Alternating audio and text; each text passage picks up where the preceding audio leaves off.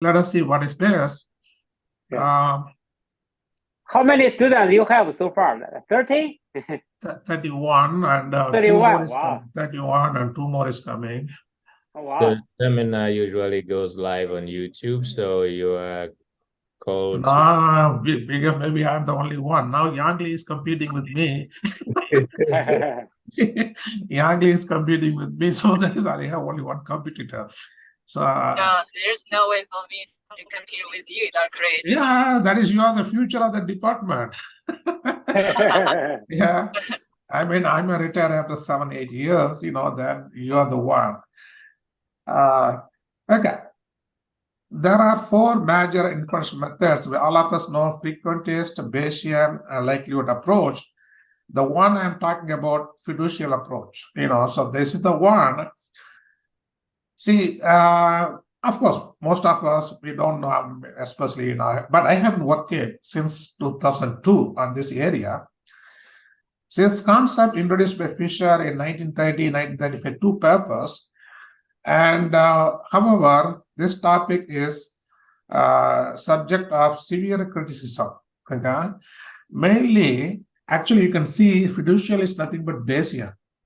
And Fisher didn't like Bayesian. Okay? He hated Bayesian. So he doesn't want to give Bayesian interpretation to this fiducial. And he stopped working. So this approach is not popular until 1990s, and this is resurfaced the name generalized variable approach. Okay, the 2 papers, Zui and Veerapandiyan both appear in JASA, but this paper wrongly claims the methods are exact. It's not exact. Okay, somehow these 2 papers appear in JASA with the name that exact statistical methods. It's not exact. Like Bayesian confidence interval, credible interval is not exact with respect to frequentist sets, right? So Bayesian's posterior interval, that is not exact in frequentist sets. Because since these 2 papers, hundreds of papers written showing application of the fiducial methods to many complex problems, and another guy, Hanig, now he is in Chapel Hill, has shown that the generalized variable approach is a special case of Fisher. So he is the one pointed out, hey, there is no generalized variable approach. It is essentially fiducial. Okay? So yeah, I mean, that of course, hundreds of, but even now, I get papers telling generalized variable approach mainly from China and Thailand.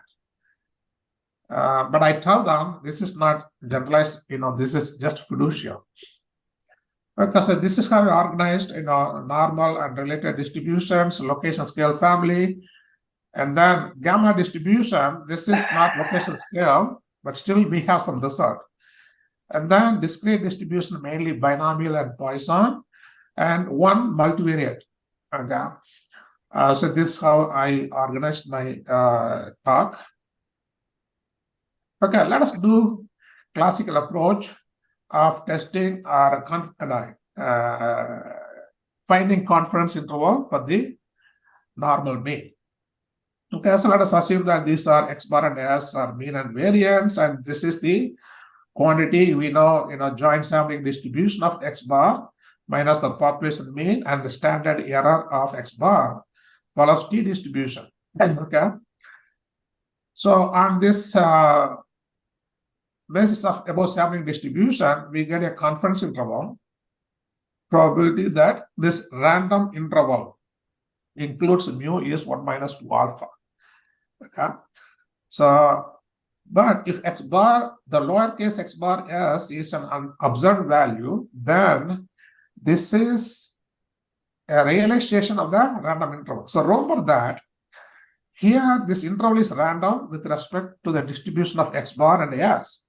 Whereas this is fixed number, X bar and S is fixed.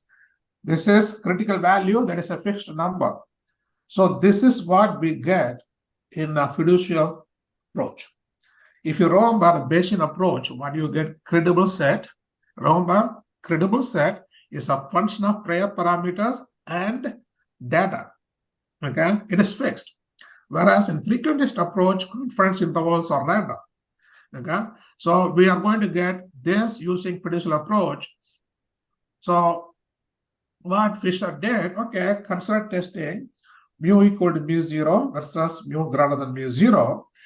Then the p-value of the test is given by this. Okay. So now you rearrange the term, so you can write like this: is less than mu 0. Okay. So now what is, so that for any value mu 0 greater than this quantity, okay, we'll come to know what is it. Of course, you know that is a lower confidence limit for the mean. For any value of null value greater than this, then the p-value, okay, is greater than or equal to this, because we are replacing mu 0 by a smaller value. Okay, so this probability is greater than or equal to this second one, and which is greater than or equal to alpha. So any mu 0, okay, greater than this quantity are probable values of mu with confidence probability 1 minus alpha.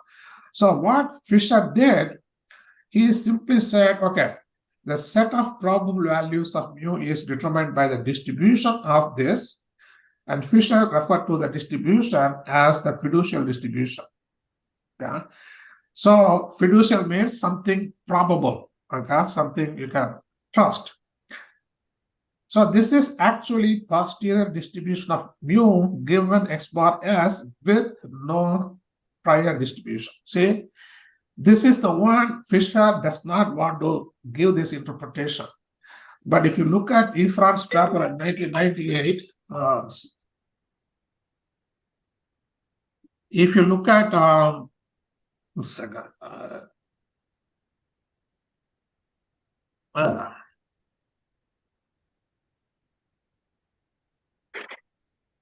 okay.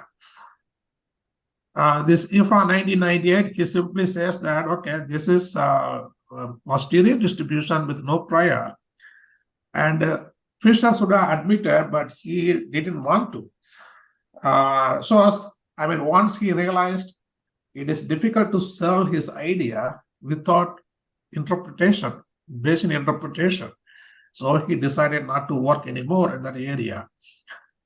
So we refer to this quantity as the fiducial quantity for the mean, and the fiducial confidence interval is determined by the percentiles of FQ, the fiducial quantity. So remember that in this fiducial distribution, x bar and s are fixed number. Okay, what is this? X bar minus this is a fixed. X bar and s is a fixed number. This is the only random variable. Okay. So you can get a confidence interval like this because of a negative sign, you put the upper limit, and but anyway, so t distribution is symmetric, okay? So we can get a confidence interval that is essentially t interval, okay?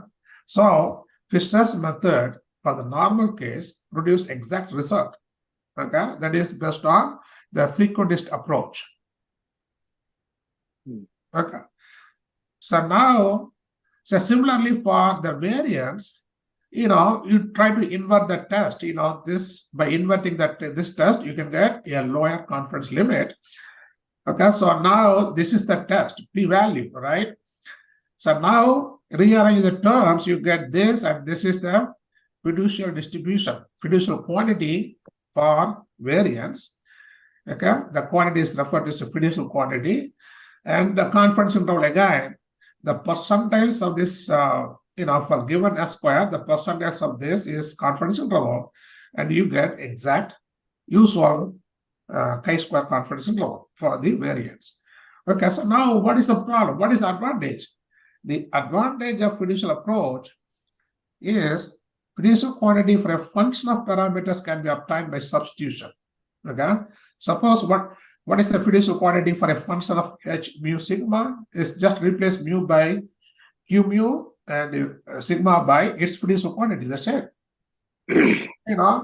So that is much advantages compared to usual classical pivotal quantity. Okay. For example, we have pivotal quantity for mu, pivotal quantity for sigma square. What is the pivotal quantity for mu plus sigma square? No, we don't know. It's not easy. Whereas fiducial quantity, just use substitution. Okay. So here we give 3 examples: probability content in a specified interval, confidence interval for the mean of log normal distribution, prediction limit for the mean of a future sample from log normal distribution. Okay, so these are difficult to solve using standard approach. Because in fact, we give produced a solution in 2003 for this problem, and that has almost 260 citations. Okay, because people, of course, there are some approach available for the estimating the mean, but the fiducial approach become very famous, and industrial hygienists use our approach. Okay, so let us recall the fiducial quantity for mu is this. Rho bar, the data are fixed. X bar is fixed, S is fixed. This is the only random variable, and we write like this. And the Q sigma square is this, and rho, but this chi-square and this chi-square are the same. Okay.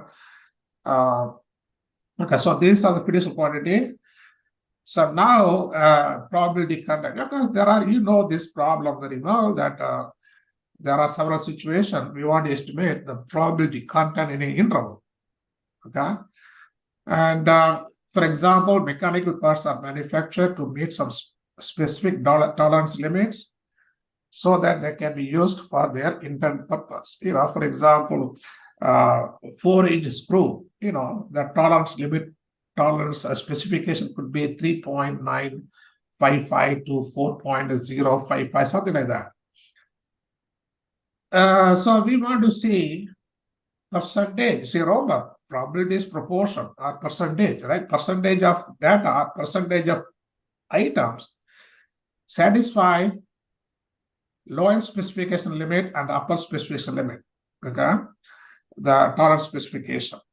In some situation, we want only this, lower bound for this. For example, this probability t is a specified time is known as the survival probability, and a lower confidence limit for the survival probability is desired. Okay, for example, t equal to 6 months, then we want to see probability that the patient will survive, you know, another 6 months, you know, like cancer patient, they give time. Okay, so let us consider the normal case. Okay, so suppose you consider normal distribution with mean mu and variance sigma square, then this is the probability, right? Okay, so now what is the fiducial quantity for this? Replace mu by q mu and sigma by q sigma. That you got the result. So if fiducial quantity, then if you want a confidence interval, lower 2.5 percentile, upper 2.5 percentiles of this gives you confidence interval. Okay, these percentiles can be estimated using simulation or based. Okay, so what we did in the recent paper, we provide simulation as well as some approximation, closed form approximation. It's really good. Okay, so see, we are talking only normal. Of course, this can be done for Weibull, gamma, any location scale family. And method is very simple, because, you know, with R, you can write just one line code. Okay, see, exact for location scale. Okay, so in fact, we proved it's exact for location scale distribution. That means theoretically we proved that this fiducial approach gives exact in the frequentist sense. Okay, so another one, suppose you want to estimate this probability, then rearrange the term, then the fiducial quantity for this, replace mu by q mu, sigma by q sigma, and you can use Monte Carlo simulation to find the percentiles. Okay, so for the confidence interval, of course, we show that this is not exact but satisfactory even for small samples. Okay, so remember that the q mu, q sigma, if you go back, q mu involve only 2 random variables, z and chi-square, right? This distribution of these random variables do not depend on any parameter, right? So we can simply generate z and chi-square, and then compute this and put it here. And then if you do it millions of times or 100,000 times, so you have 100,000 simulation numbers, and then you find lower 2.5 percentile, upper 2.5 percentile, that gives confidence interval. Okay. Okay. Now this is the it used to be a very challenging problem. In fact, 1970s there is a paper in Annals of Statistics, but it gives exact method, but no one follows. Very complicated. Okay. Remember that we are not producing result only for you and me. It is for outsider, industrial hygienist, and those who use it.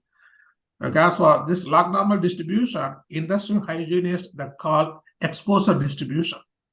For pollution data, they don't say log normal distribution. They say exposure distribution. So commonly used.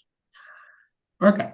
So here, although the exact method available, nobody interested, and a lot of criticism. So they want something, non-statistician can understand and do it. Okay. So remember that log normal distribution is two parameters, mu and sigma square, and the mean is given by exponential mu plus sigma square over 2. So finding confidence interval of the mean based on sample. So suppose you are given a sample from log normal, how to find confidence interval? So it is well-known result is that xi is log yi, transform, log transformation, then xi follows normal distribution. Okay, so xi follows normal distribution with the mean mu and variance sigma square. Remember here, this is not the mean of log normal distribution, and this is not variance. Okay, these are two parameters, but if you transform, then xi as normal distribution, and problem at finding confidence interval for this quantity is simplifies to just find confidence interval to this, and then you take exponentiation. Okay, so you log transform, you compute the mean and variance of xi's. Okay, and then your fiducial quantity is q mu 1/2 sigma square, and this is the quantity. Okay, well, there are some theoretical method, numerical integration, you can find the percentiles, but that is not needed nowadays. You simply use simulation, for example, the z 100,000, s and chi-square 100,000, and you put it in this formula here, and confidence interval is this. So 3 lines, and this is practically exact. In 2003 paper, we compared our result with those exact method, and they are same. Okay, but theoretically it's difficult to prove. Okay, so this is one application for this one, and this one. Okay, so now confidence interval parameters are okay. What about prediction interval? Okay, well, for the normal case, if you want to predict the mean of a future sample, from this distribution. Okay, so this is I'm sorry, I didn't mention, this is x bar star m is the mean of a future sample of size m. Okay, m is the size. Based on the background sample of size n, then we know the formulas that we usually teach the stat 101, that x bar plus or minus the critical value, this one is exact in the frequentist sense. Now we give the general idea for fiducial approach. So what we do in fiducial approach, for given data, compute x bar and s square, and then you generate this qi mu. Okay, so only generate the zi ui capital N times. Okay, I say capital N could be 100,000 times. Okay, so for each generated number, you generate a sample. Okay, from this, and then compute the mean. Okay, so you have 100,000 mean x bar I star. Okay, then the lower and upper percentiles form a prediction interval for x bar m, or when in fact x bar star m. The asterisk is missing here. Okay, so this is the one we want to do, right? So typo, I missed that. Okay, what does it mean? What is the point? Okay, well, I can prove theoretically this approach gives the same one here. Okay, so still the question is, what is the point? There is a point that here, upper prediction limit for the mean of a sample from log normal. This is a very important problem in environmental statistics, and EPA and all that need upper prediction limit. Okay, so here, say log normal distribution, you can estimate the confidence interval for the mean, but prediction interval is not easy. For one observation, yes, because xi follows, logarithm of yi follows normal. So for one observation, you can find prediction interval. For the mean of a future sample, no, very difficult. So what it is, okay, log normal is based on a background samples of size arises in groundwater pollution monitoring.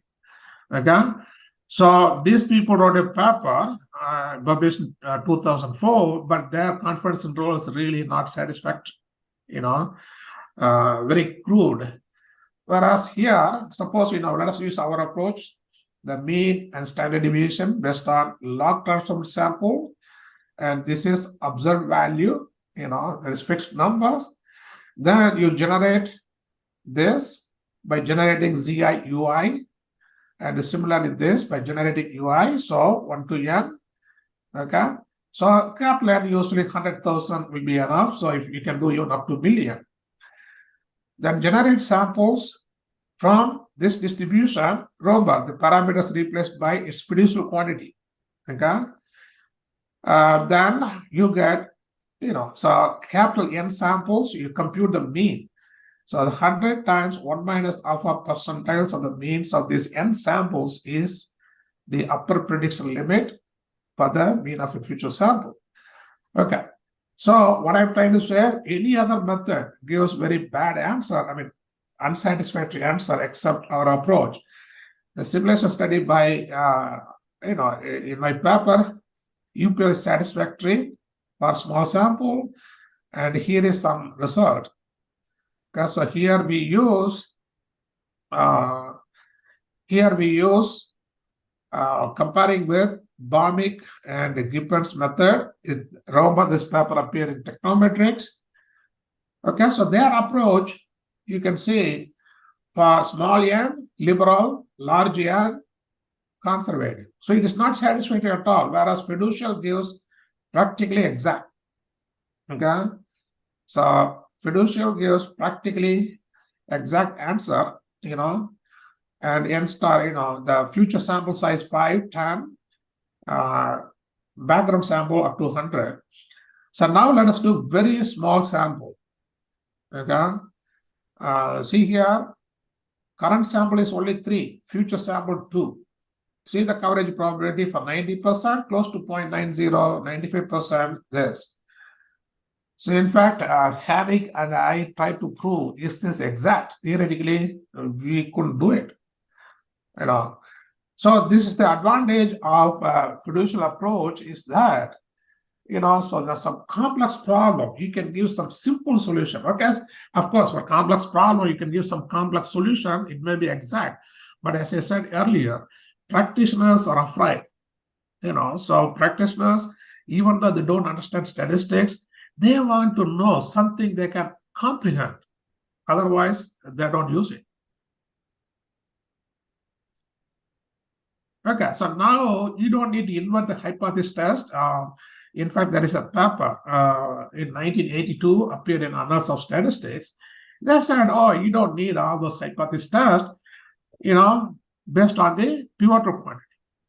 So for normal distribution, we have pivotal quantities, and also we have pivotal quantities for any location scale families. Okay, so we know that this quantity is distributed as normal, standard normal, and this quantity is chi-square.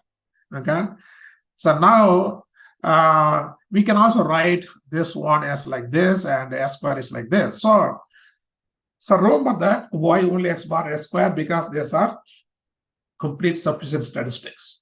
Okay, so for normal, to evaluate the normal inferential methods, right, you don't need to generate the sample, we simply generate the statistics.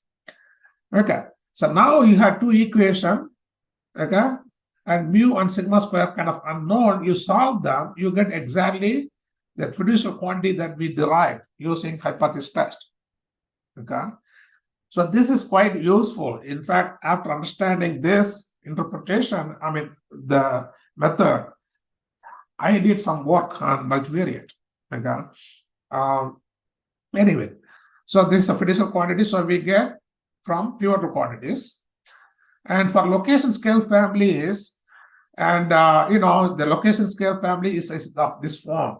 Okay, normal distribution, 2-parameter exponential, logistic, Laplace, all location scale, and Weibull, log normal are called log location scale family. Okay. So it's an equivalent estimator. So for example, usually the MLEs are equivalent estimators, okay, in general, for location scale family. Then these are pivotal quantities. What does mean pivotal quantities? The distribution of this quantity is same no matter what is your mu and sigma. Similarly, the distribution of this quantity is same no matter what is your sigma. See, sometimes it's for example here, no matter what is your mu, what is your sigma, the distribution of this quantity is z, right? It does not depend on any parameter, right? Same thing, the distribution of this quantity is chi-square. It does not depend on any particular value of sigma square, right? Only thing, it has to be a true parameter, that's it. So in that sense, if you say, pure quantities, that means this quantity is distributed like mu hat star, and this is distributed like sigma hat star, where mu hat star are equivalent estimators based on a random sample from the standard form.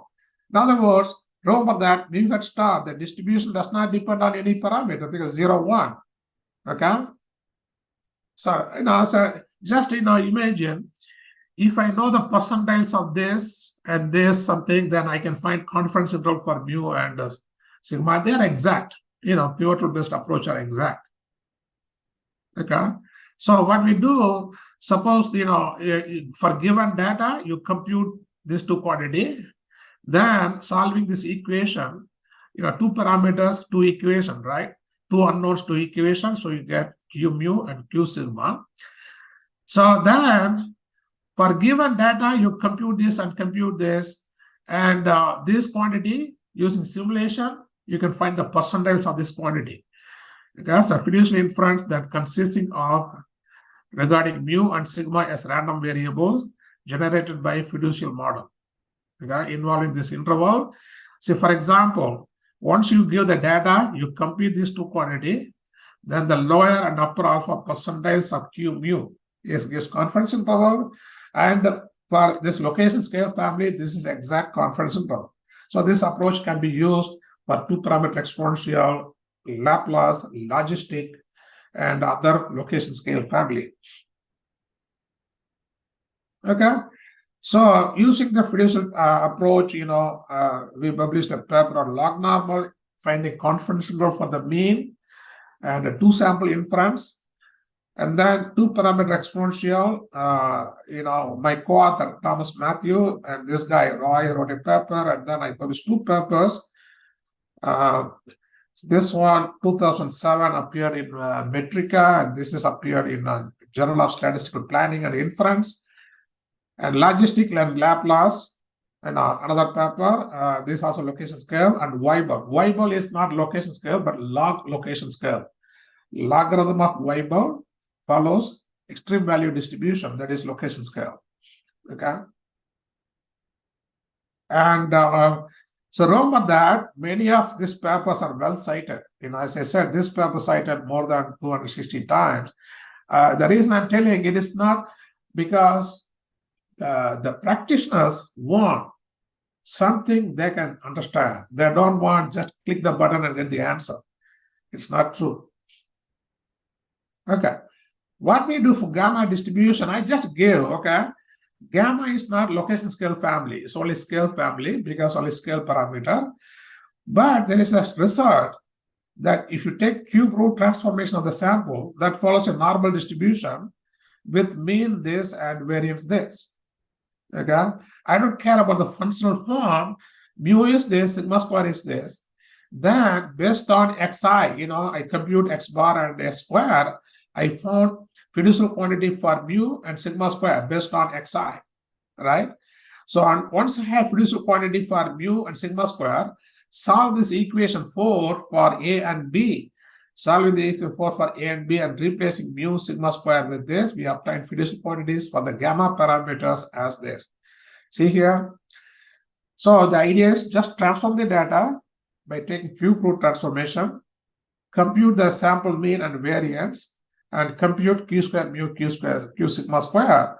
So that is given right here. So this, compute that.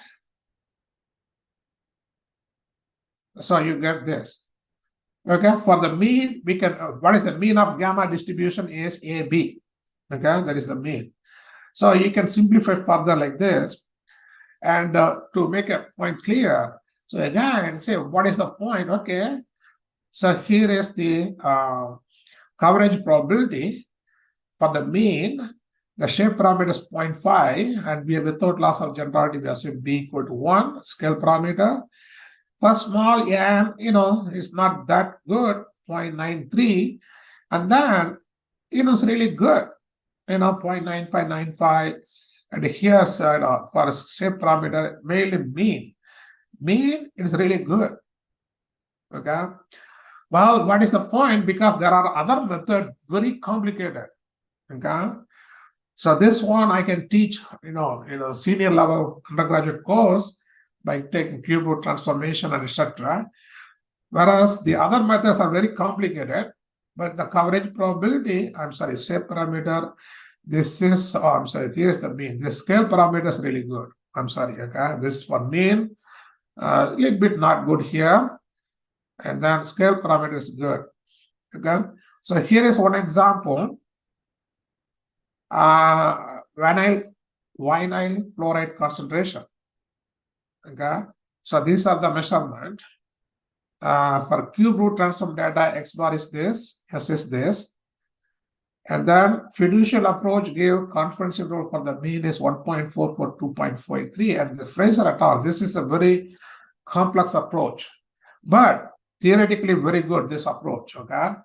Of course, it is easy maybe for us, but for practitioners, it is very difficult. But you look at the result, practically the same. And then also I proposed parametric bootstrap in 2014 that gives practically the same as this, Okay, so here I explained fiducial simple to compute, calculation of the MLEs. Okay, so here, for example, here we need calculation of the MLEs and constrained MLE, restricted MLE, and root finding method. Okay, so this one is not easy. This one, the Fraser et al. And parametric bootstrap is easy, but this also involves repeated calculation of the MLEs. Okay, whereas fiducial approach, you don't need to compute MLEs. Remember, for gamma, MLEs are not in the closed form. You have to find solve a nonlinear equation. Okay, so we also did one of my students. Currently, he is in Qingdong University. It's northeast China, and so we did one-sided tolerance limit, upper prediction limit, samples with multiple reduction limits, and all those things. It appeared in environmetrics. Okay. So now the binomial distribution. Okay, so here there is no pivotal quantity. The pivotal quantity you have is approximate, asymptotic, right? That we teach sample proportion minus population proportion divided by standard error is normal, that is asymptotic. But the exact test, not many people know that. The exact p-value for this hypothesis, you have X is binomial and the lowercase x is observed number of successes. And then we want to test this right tail test, right side hypothesis. The p-value is this. And using the relation between binomial and beta, we can write the p-value in terms of beta random variable with shape parameters x, n minus x plus 1, like this. Okay. So this is given by Clapper Pearson. I will see the reference later. This is fiducial distribution based on this test. Okay, so he said this is the fiducial distribution. But if you consider left-hand test, you don't get the same fiducial, you get this x plus 1 n minus x. Okay, so long ago in 1934 paper, they argued there are two fiducial distributions for binomial P.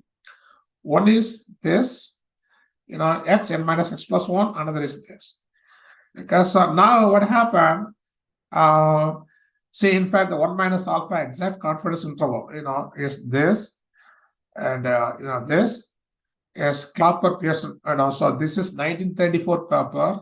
Look at that. The use of confidence or fiducial limits illustrated in the case of binomial case.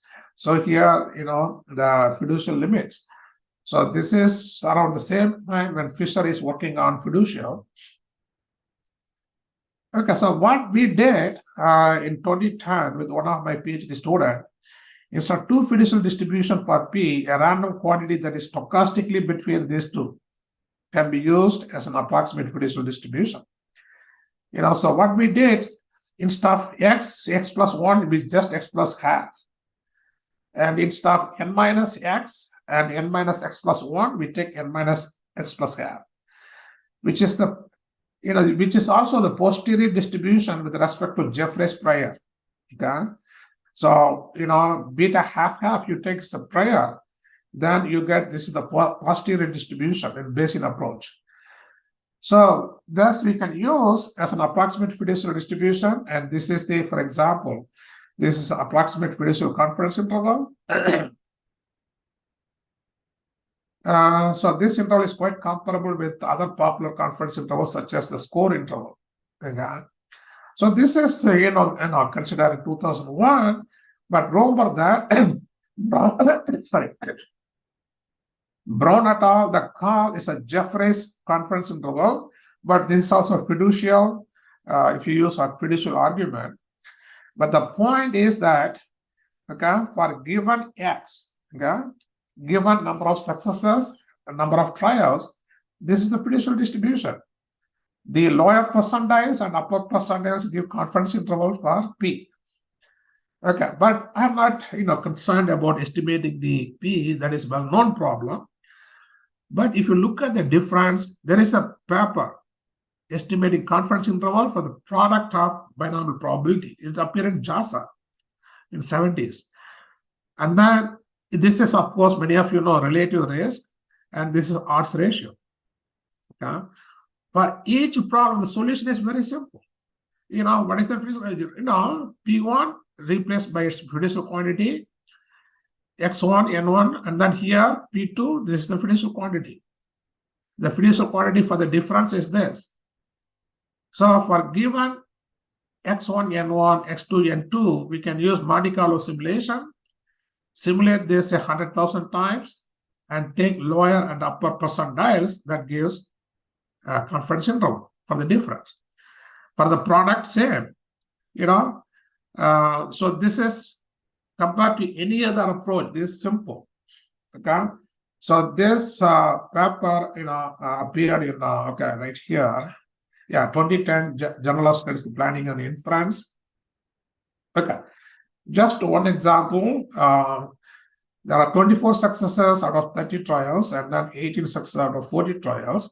We want to find confidence interval for the difference product ratio and odds ratio. Say the R code, you generate beta. This is x plus half, x1 plus half. This is n1 minus x1 plus half.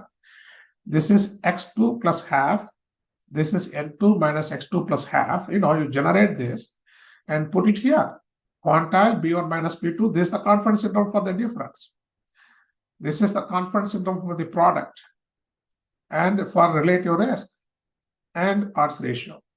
See here, these methods for these three is very complicated. Likelihood approach are very complicated. Okay. You need special program, for example, to compute the confidence interval for here and this.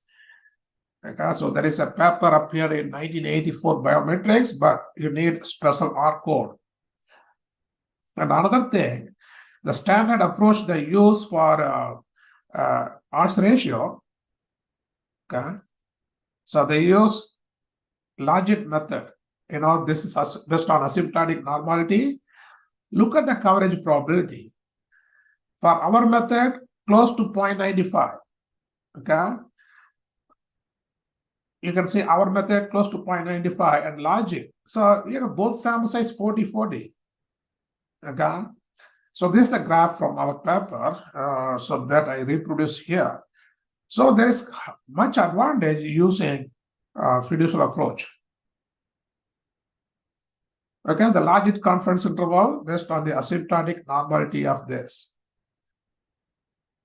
Okay, another one, the prediction interval. Of course, many of us, we never teach prediction interval for discrete distribution, So in fact, I came to know when I wrote a book on Handbook of Statistical Distribution, I came to know prediction interval for discrete distribution in 2004 or 5. See, for binomial, given X successes in a sequence of N independent trials with success probability P, we like to predict the number of successes Y in another M independent Bernoulli trials with same success probability. So in other words, we need to determine L and U such that this probability statement holds. Here it cannot put equality because discrete distribution, it cannot have exact, there is a jump. So even this problem addressed in 1964, he gives exact, but you should remember that for the discrete distribution, exact method produce confidence interval or prediction intervals unnecessarily wide, So that's why for discrete distribution, people don't use exact method. They use for approximate method. Okay, so anyway, this exact method available. But what we do, for fiducial, so, X we observe value, number of successes. The predicting fiducial interval is determined by this. Y given W, this binomial and W beta. So how do you implement like Bayesian? Generate beta, okay, 100,000 beta. For using each beta, you generate a binomial, okay? Then again, 100,000 YIs.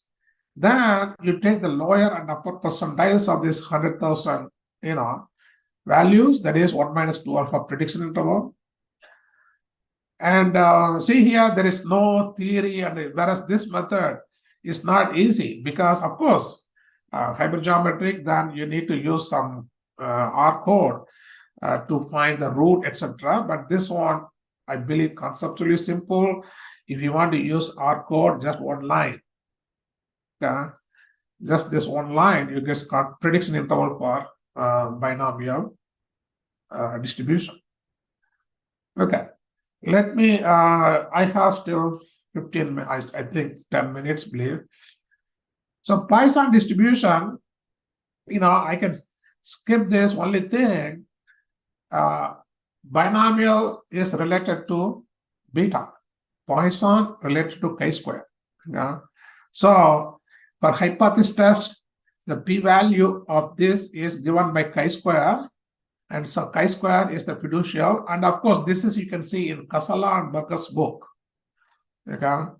So similarly, for left-hand test, you get 1/2 chi-square 2k plus 2. So here 2k plus 2. So again, I take something in between this and this, 2k plus 1. This is my fiducial distribution for Poisson lambda. And that also posterior with respect to this prior. So for example, one sample is not a problem. If you want the difference, this is the fiducial quantity. Ratio, this is the fiducial quantity. For product, this is the fiducial quantity. See, in fact, for the ratio, Cox proposed this as a probable distribution for ratio and find this. But he never used the term fiducial, because if you use the term fiducial, your paper will be rejected. Not now, long ago. Because there is a group of people don't like, okay, unless Fisher gives Bayesian interpretation. So Cox, I read that paper carefully those days, I found he never used fiducial. But this fiducial, see here, this is fiducial. Okay, so this is interesting.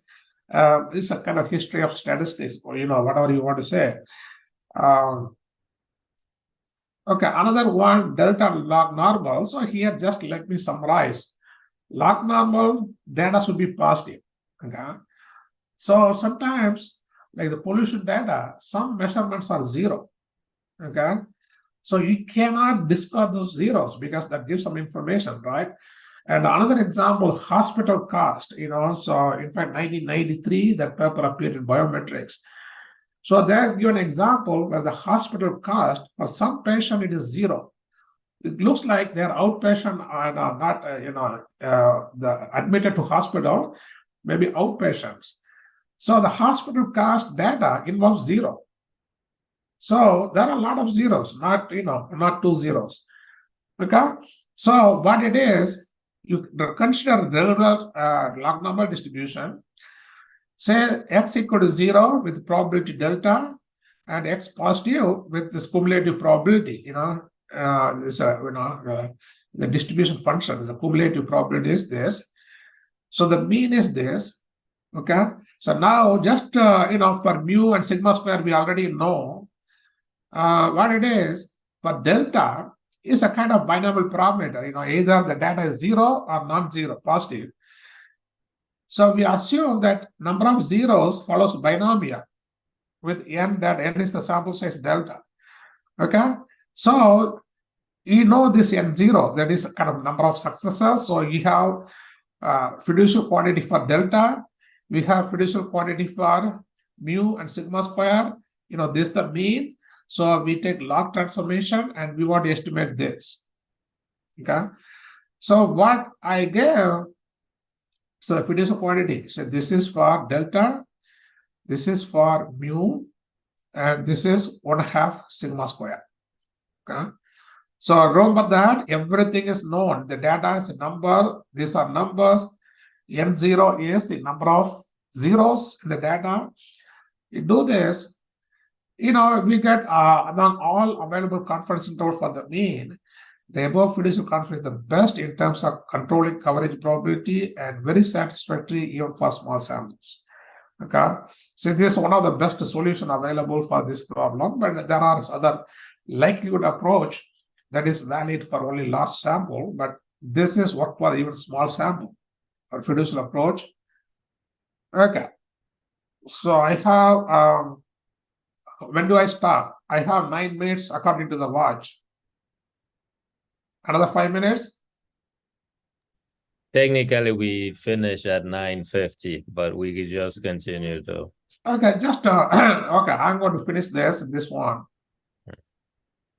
Okay, I'm going to introduce how to find fiducial quantity for the elements of covariance matrix. Okay.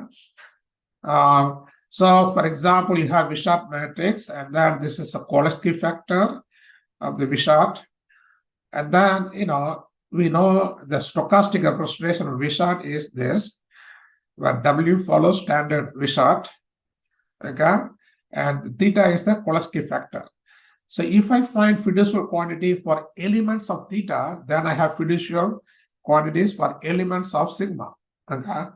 So that's what it is. So, just let me explain here.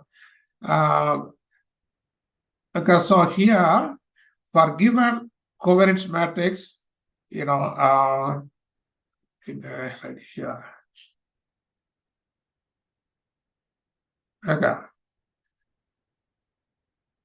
Okay, so the lowercase s.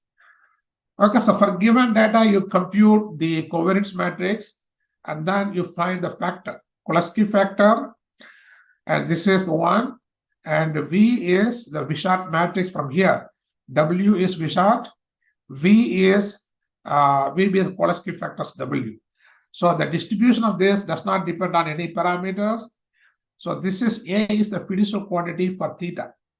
Okay, the theta is this. Okay, so now once I know the fiducial quantity for elements of sigma, then I can estimate determinant sigma, I can estimate trace of sigma, correlation and everything. So for correlation, we give again a similar formula. And then, okay. So, see, the idea is that with my student Yanping Zia, published in 2007, the fiduciary confidence for rho in the bimetric is exact. We proved exact. And I, in 2013 paper, extended the result for the missing data case. And also I proved the confidence interval for missing data case also exact. And then independent correlation. And also this one also we addressed. And this is satisfactory even for sample sizes 5, whereas this paper requires sample size 50. And then other correlation, that is rho 21 minus rho 31. So this is a dependent correlation because one here, one here. Okay. So again, there are several papers considered, and this is our approach gives comparable result with this guy, Williams, 1959. And another approach, rho 21, rho 34. This is dependent, non-overlapping. There is no common subscript, 21, 34. Okay. So here our result is satisfactory. So in the multivariate case, the fiducial approach is not unique. For any given problem, you can come up with two different fiducial quantity, especially multivariate case. So multivariate case, if you write sigma is like this, you get one fiducial quantity. If you write sigma is a Cholesky, say the square root of positive definite matrix is defined in two different ways, right? Square root of positive definite matrix. So if you define like this, you get one fiducial quantity. If you define like this, so you get two different fiducial quantity. Okay, so here is the conclusion. That is, there's an alternative approach. Now, we can look at it. There are so many problems: tolerance limits, prediction limits, common mean of problems, estimation of correlation coefficient, multivariate log normal based on samples with multiple detection limits. Many things we used. And also there is another reference by Haddock. It's a review paper. But again, as usual, it's not easy to read. This one and then modern computer. See, the point is here, of course, you can propose a method based on simulation or any approach, but you can verify your answer. You can check the accuracy of the fiducial solution via simulation or by numerically. So that is the advantage. We are not arbitrarily proposing something. We can check our answer. Because this quote remarked in section 8 of his paper that fiducial distribution is generally considered to be Fisher's biggest blunder. Okay. However, he concludes the same section by stating maybe Fisher's biggest blunder will become a big hit in 21st century. So in fact, it is a big hit for me because I supervised 10 or 12 PhDs and wrote 30 papers. So, somebody is getting benefit. So my point is that, this alternative approach, to look at it. Okay? Then so some references, if you have any question or comments, ask me, or my email address, krishna@louisiana.edu. Okay, I'm done. Thank you very much. Are there any questions though? So I have the one question. Uh-huh. Fiducial, in my understanding right now, it is the Bayesian approach without using the prior, right? Yes. So is there differences between the facial method with the Bayesian using non-informative prior? So non-informative prior. Yeah, I understand. Yeah, somebody asked a similar question. I don't think so. Okay. See, if you look at this problem, we never talk about any prior. See, we are just pretending all of a sudden we reverse the role. Okay. The reverse the role means, let me see. See, that is the one sometimes people don't like, but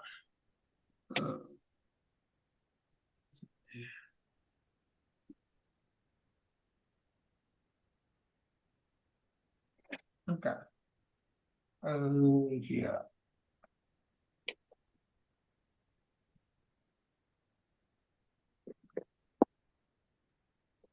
Okay, this. Okay, so here, look at this. This is a data generating mechanism. X bar is distributed like this, right? Then what we do here, we fix this quantity data, and then we look at the distribution. We say that, okay, mu is distributed like this, data given. See, here we are not introducing any prior. All of a sudden we change the role, right? We treat here parameters random variable, and it's distributed like this. It is distributed like this and this like this. So this is the constant Fisher refused to admit. This is the Bayesian argument. Okay, so anybody who reads fiducial will get confused. So when you say you get a confidence interval, that is with respect to the distribution of this quantity. That is with respect to the distribution of this quantity. It is not sampling distribution of X bar and S, right? But fortunately, in this problem, it produced the same confidence interval like T interval. But it's not the case for every problem. Okay, so you are right. Somebody asked me same question, non-informative prior. No, there are some cases this coincide with like discrete binomial P. If you use Jeffrey's prior, then you get the same fiducial quantity, whatever we did for Poisson also. But other problems, no. Thank you.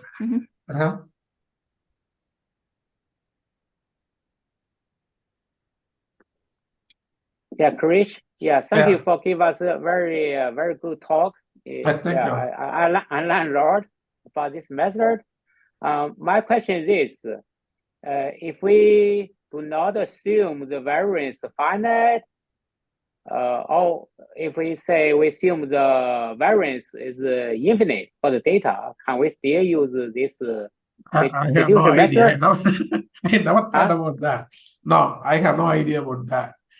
See, it's a kind of parametric approach that you can see that, multivariate everything.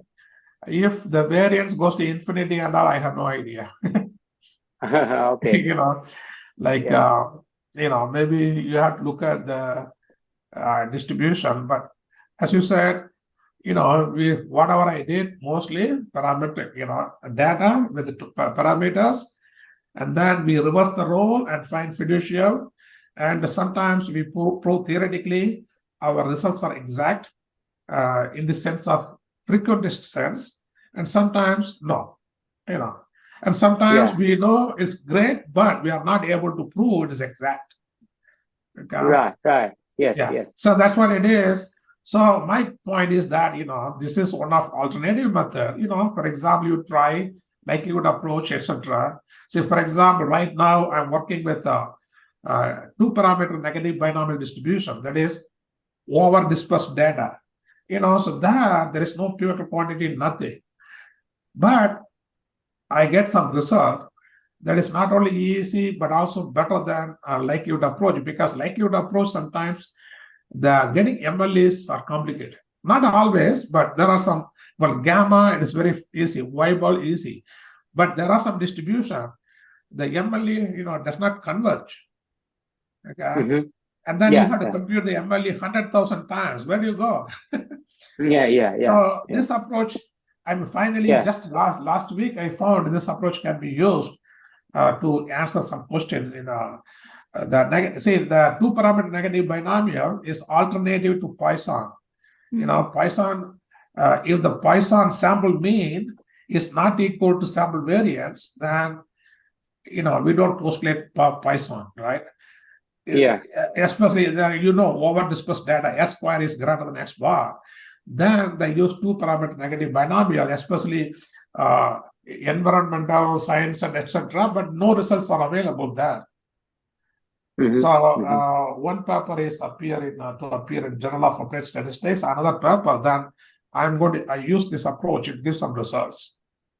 So that's why I look at it. I don't care if it's Bayesian or fiducial or right? I am everybody. Use anything if I get result. Good. Yeah. Thank you. Thank you. All right. Thank you very much. Okay, thank you very much again. Next time, probably I'd like to visit your school. Yes, school. of course, come to I have we the always beautiful do it. campus. I go to the casino over there. Yeah, last time All I right. stayed a couple of days. I went to that casino one time. Okay. This was our last meeting of the This semester. semester, I know. Yeah, hopefully. Now it's for us also same thing. Next semester, next week we give exam. Mhm. Yeah, we have same thing. Yeah. Yeah, Yeah. We have the next same week. schedule. Yeah. Yeah, and then December by 15th, everything is over. I think 10th or 13th, everything will go over. Then we are off.